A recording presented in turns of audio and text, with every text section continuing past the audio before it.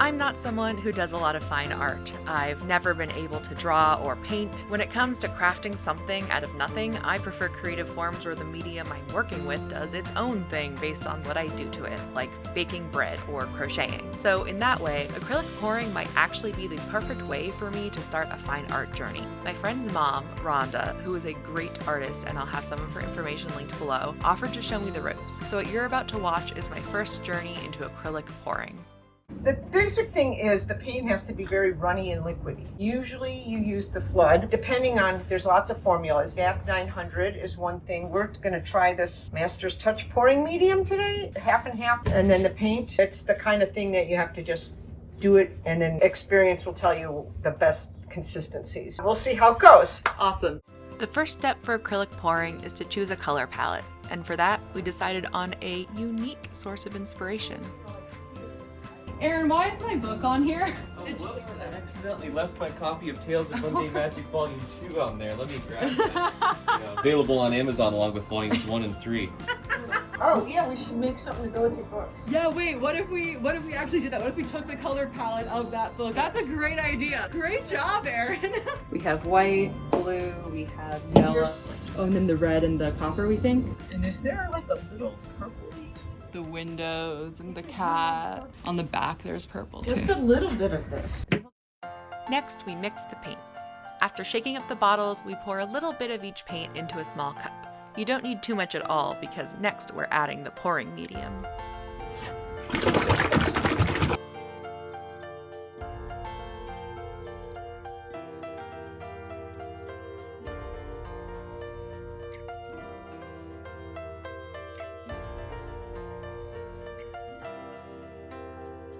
This is nice. Look, it flows.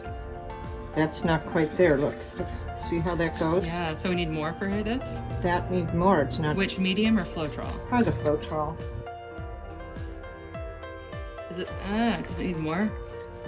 That one was a thick one. A little more. It's better. Better. I just a teeny bit more. Sometimes you get it too much in and then you don't see the pink color. Oh yeah, that's good. It happened, Rhonda. Look. There we go. Aha. What we're doing here is called a dirty pour.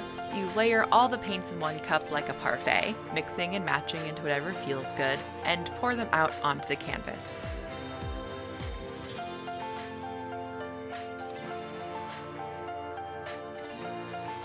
I think we need maybe a little more paint to cover that. It might cover it, but better to have extra than not enough. Blue, So maybe? put Because that's some the dominant blue. color of the cover.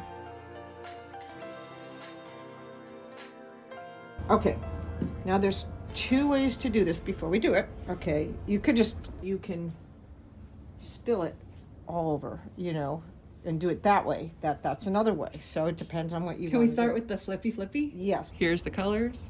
Here's, And right? hold it on, yeah. Turn it over and then put it on the table. Okay, and then when you pull the cup up, slowly.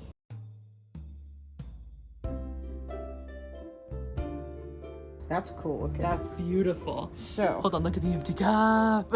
The cup is also art. you And lift it and very slowly, and then you just are gonna do it according to what you like. While I tilted and moved the paint, Rhonda was over there making a mini dirty pour to fill in the edges because she could already tell that we didn't use enough paint. This is where it gets messy.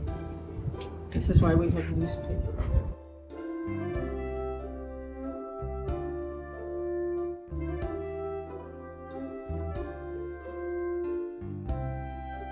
You could leave the white if you like. Or you Nah, can more color.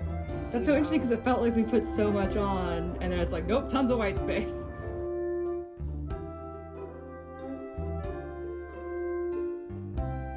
Let me see your fingers. Finger painting.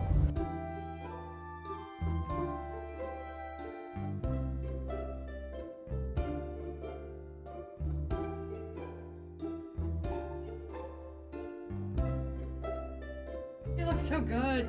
I even love that the turquoise is on the outside and the darker Yeah. colors in the center. Oh my god. So, Oh my god, I love it. And now we take this canvas away to dry for 4 days.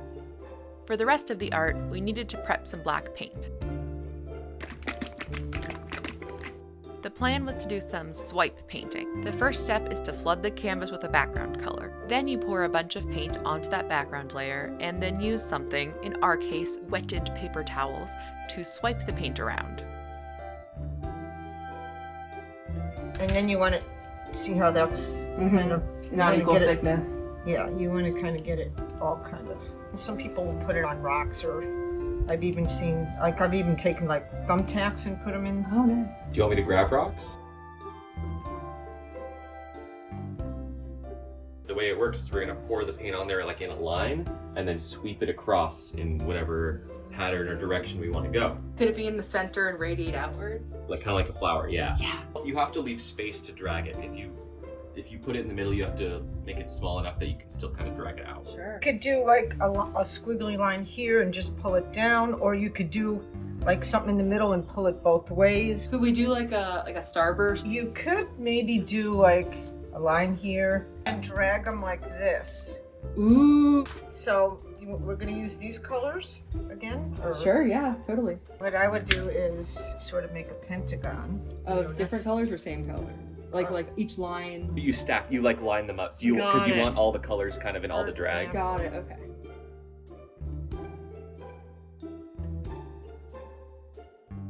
It was at this point that we realized we never added the silicone spray, which helps the paint bubble and look cool and random.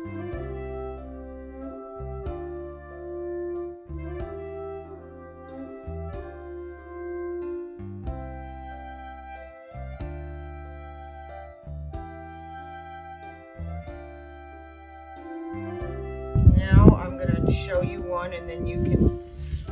It's so hard to do this with the wind, though. It's okay, it's gonna be art. The wind is an unknown factor. Very lightly.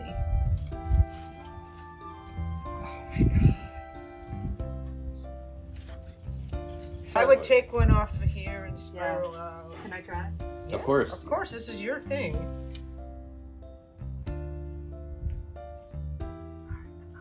Lightly. There you go. Go that way.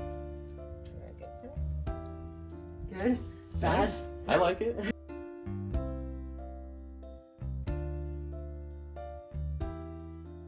We pulled too much paint on that swipe, so Rhonda added a bit more to try to make it more colorful.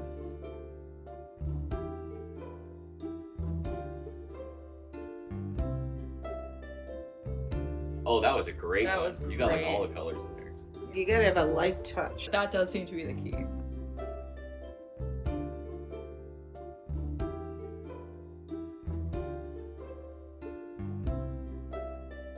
Oh, and do you have a straw? For like blowing? Where's I another? found a boba straw. On this size, smaller probably would have been better, but I'm gonna but that's all I got. Spreading them out.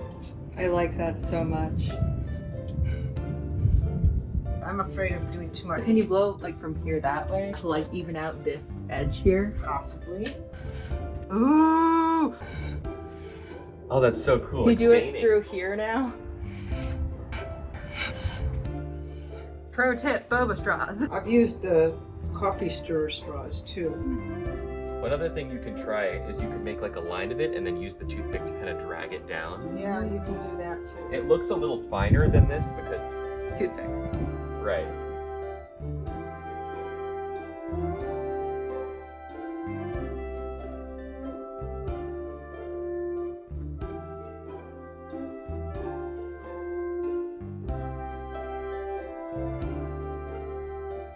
Could you lightly blow with the straw? Sure. Where do you want me to blow those things? Let's try to do this one that way and this one up and then that one Okay. down. I don't know what'll happen, but let's try. Of course we don't know what'll happen. That's the magic of That's the art. fun of it.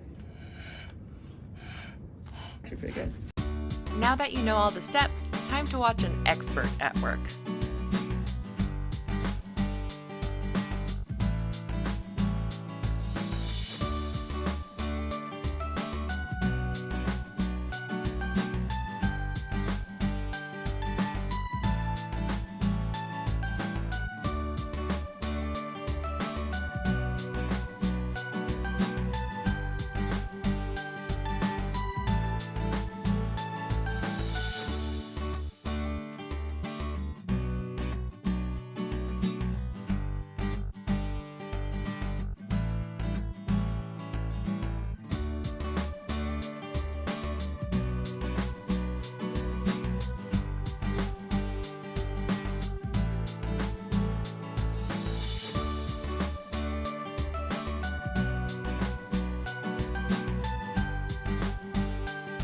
And now watch a novice at work. This is going to be the base.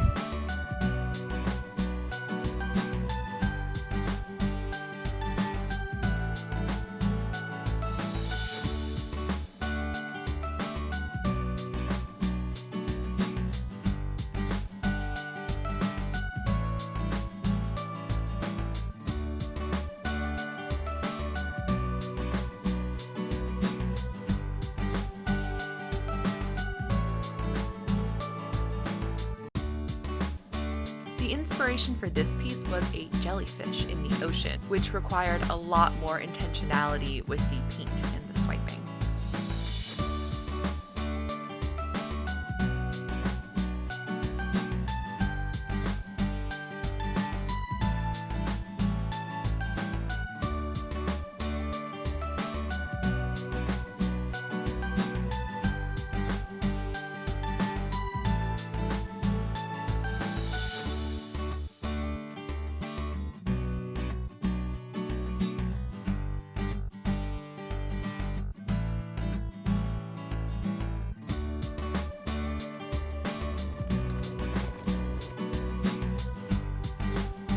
Now it's Aaron's turn, but first we prepped the canvas while he was out. There we go. That was not good.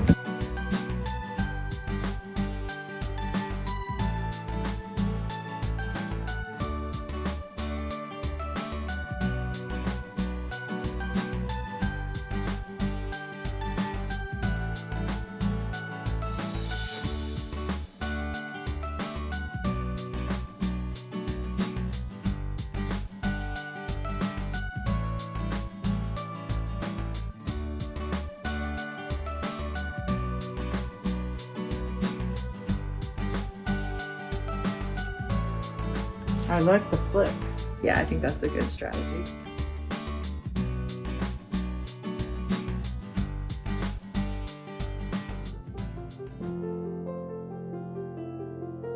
After 4 days of drying, the canvases need varnish. Well, technically they don't need it, but it brings back some of that shine from before they dried. Because one of my painting instructors told me, like when I'm putting on oil paints, if you don't want it to glare funny, you do it like on a diagonals. Interesting. So that's what I did. I don't know how important this is. It doesn't hurt though to do it the right way, right? It doesn't So hurt. you might as well.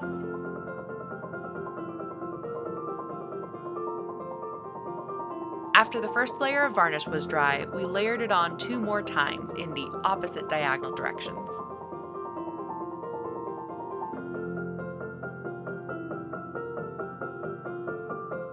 Here's what all the layers of varnish looked like after they were dry.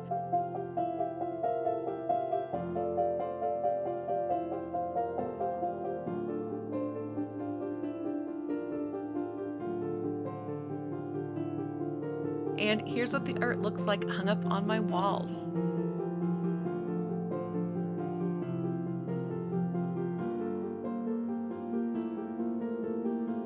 I absolutely loved this project. I love how the paintings turned out. I've already bought a whole bunch of the supplies I'll need, and I can't wait to try acrylic pouring again. And if you want to watch that, be sure to like this video and subscribe. Thank you so much for watching, and I hope you come back real soon. Cheers!